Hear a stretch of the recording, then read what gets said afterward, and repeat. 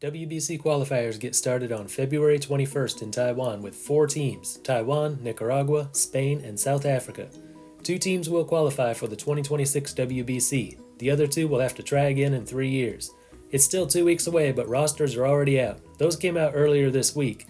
I was a bit surprised by that, much earlier than last time. So why wait? Today let's start looking at all the players that will be participating for each of the 4 countries, starting today with Spain. Spain is looking to qualify for the first time since 2013.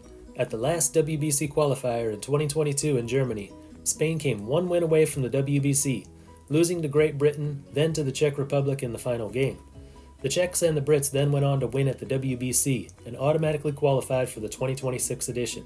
The players from that Spanish team were probably watching the last WBC and thinking, that should have been us.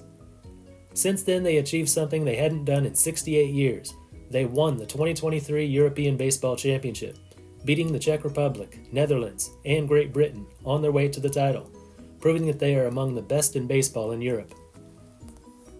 But unlike the last WBC qualifier that Spain participated in, which was almost all European countries, this qualifier puts them up against one of the best countries in Asia and a tough Caribbean team. They will have to beat one of them if they want to qualify for the WBC. Will they have what it takes? Well, let's see what they've got. Let's start with pitchers. They'll need 4 starting pitchers. It's only a 5-day tournament, so you could use the day 1 starter in the final game on 3 days rest, but it's not recommended. For Spain, it looks like they've got 5 options: Yoander Negrin, Elian Leyva, Orlando Rodriguez, Ramon Rosso, and Yudi Garcia. Negrin had a 3.35 ERA and 1.14 WHIP in 15 starts last summer in Mexico. Good numbers, especially in the hitter-friendly LMB. 40 years old now, but in tournaments like this, without much presence of MLB hitters, it's the older starting pitchers that often carry their teams. 35-year-old Elian Leyva has pitched in the LMP, CPBL, and LMB all in the last 2 years. Sub-4 ERA as a starting pitcher in all 3. 29-year-old Orlando Rodriguez pitched last summer in the American Association. 15 starts, 4.29 ERA. He's been really good in the Puerto Rican League the last 2 winters, though his time was limited this past winter. 28-year-old Ramon Rosso pitched for the Phillies a few years back, but he has not done well lately. Last summer in Mexico, he made 10 starts with an ERA over 7 and a WHIP over 2.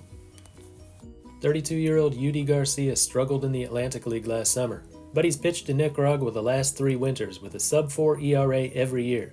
This season it was 8 starts, 39 innings, 3.69 ERA. WHIP a bit high at 151.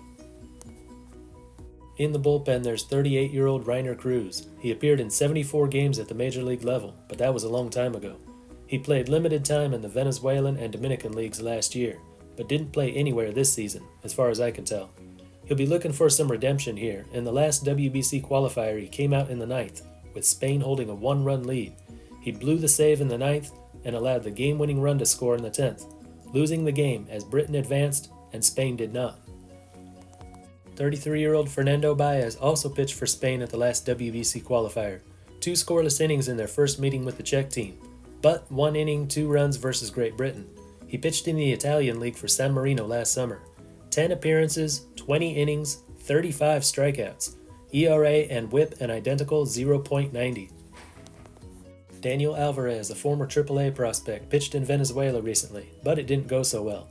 6 innings, 11 hits, 3 walks, 9 earned runs. Elio Silva is the only left-hander on their pitching staff. He last pitched in Venezuela 4 years ago and struggled in the limited time he saw then. So for the rotation and the bullpen, they're lacking a good left-handed pitcher, but they've got 5 possible starters, and one of them goes to the bullpen, and the rest of the bullpen looks pretty good. Another surprise here is the number of pitchers that played in the Italian League in 2024, but other than Fernando Baez, their numbers don't look too impressive. Now for the positions. 3 catchers. 27-year-old Andres Angelo plays in Colombia every winter. Good offensive numbers this past season. 33 games, 403 on base percentage, 467 slugging for an OPS of 870. Got some speed too, 15 out of 20 in stolen bases. 29-year-old Ruben Estrada played in the Atlantic League this year. 109 games, 22 home runs, 383 on base percentage, 503 slugging for an OPS of 885. Then there's 31-year-old Gabriel Lino. In Mexico last summer, he hit 9 home runs in 55 games. .326 on base percentage, and a .469 slugging. So offensively, all three seem pretty good, based on their most recent numbers anyway. Which one they use, I can't really tell, and may change from one pitcher to the next.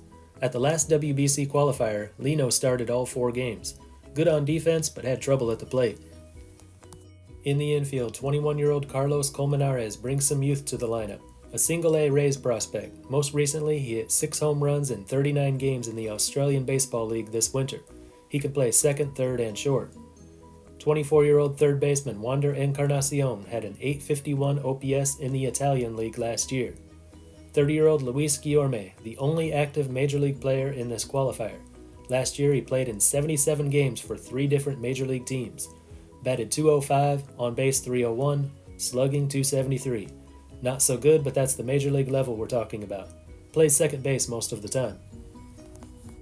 31-year-old first and third baseman Jesus Ustariz hasn't played anywhere since 2022. That was in the Italian League, where he had a .985 OPS.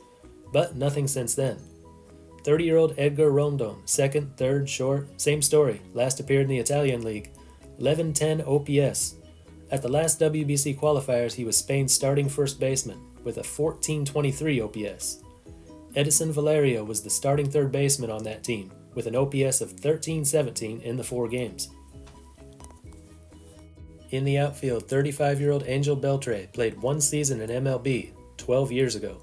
A left-handed batter, he played this winter in LMP and Lidom. Didn't hit well in either one.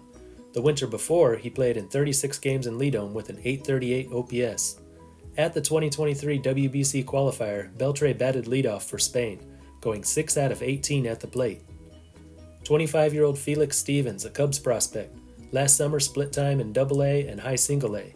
Across the 2 levels, 115 games, 20 home runs, and a .799 OPS. 28-year-old Daniel Jimenez, been in the LMB a long time. Good in the past, but wasn't last year. Chris Quitzer, a 30-year-old left-handed hitter, 93 games in the Frontier League last year, with 14 home runs and a .756 OPS. And 23-year-old Frank Hernandez, a Cubs prospect who played in low Single-A last summer. Could get on base, but absolutely no power. Okay, so the hitters didn't sound so good toward the end, but overall the hitting should be pretty good for a tournament like this.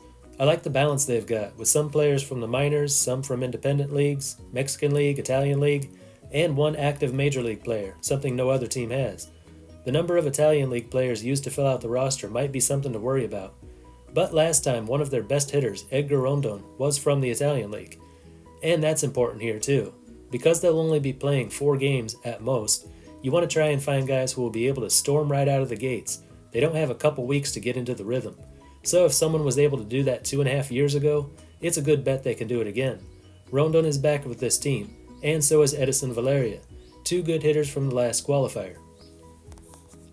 Here's the schedule. Friday, February 21st, South Africa versus Nicaragua and Spain versus Taiwan. Saturday, Spain versus Nicaragua and Taiwan versus South Africa.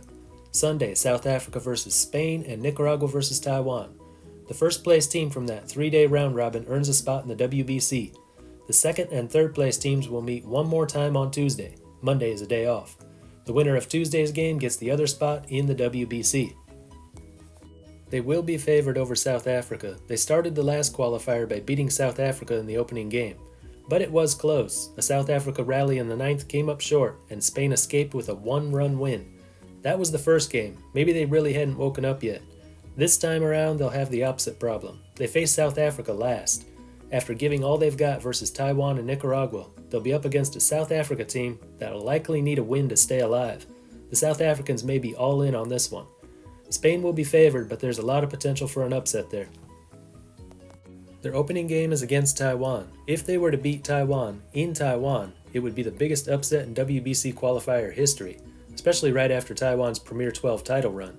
Not saying they shouldn't do their best and give it a shot, but don't count on it happening. So that means everything points to their Day 2 matchup with Nicaragua as their biggest game. But it's not a must-win. When looking at this group, the scenario that seems most likely is Taiwan sweeping all 3 games and being the first to qualify. Nicaragua and Spain beat South Africa, and regardless of what happens between the 2 teams on Day 2, they'll meet again in the final game. Sounds like potential deja vu for Spain. Last time they beat the Czechs 21-7 in their second game. But that didn't matter because they had to face the Czech team one more time in the final game of the tournament. And Spain lost when it counted the most. Spain measures up well with Nicaragua. Seems like about a 50-50 chance in that one. And it's good they've got a starting pitcher with a recent record of success in Nicaragua. Yudi Garcia has been a reliable starting pitcher in the Nicaraguan League for 3 straight seasons. He knows how to get Nicaraguan hitters out. But he's not a dominant pitcher, just a good one. So, use him against Nicaragua because of his experience, or put someone on the mound Nicaraguan hitters have never seen before. That's something they'll have to decide. And like I said before, they've got 5 decent starting pitchers to choose from. Offensively, it looks promising. Should be a lot of power in the lineup, judging by the power numbers from their respective leagues. They'll probably have trouble with Taiwan's pitching, but they'll be able to put runs on the board versus the other two. A lot of different things could happen in this qualifier, but I think it's most likely we'll see Spain versus Nicaragua on the final day, fighting for that last spot in the WBC. I'd still give the edge to Nicaragua, but a very slight edge. Most important for Spain is they don't look past their Day 3 game versus South Africa toward a potential rematch with Nicaragua. Lose that one and they won't get a rematch. Good thing is, once the round robin is complete, there's a day off before the final game. Last time they were 3 outs away from beating Great Britain and being done with the whole qualifier. After blowing that one, they had to turn around and meet the Czech team in a rematch the following day.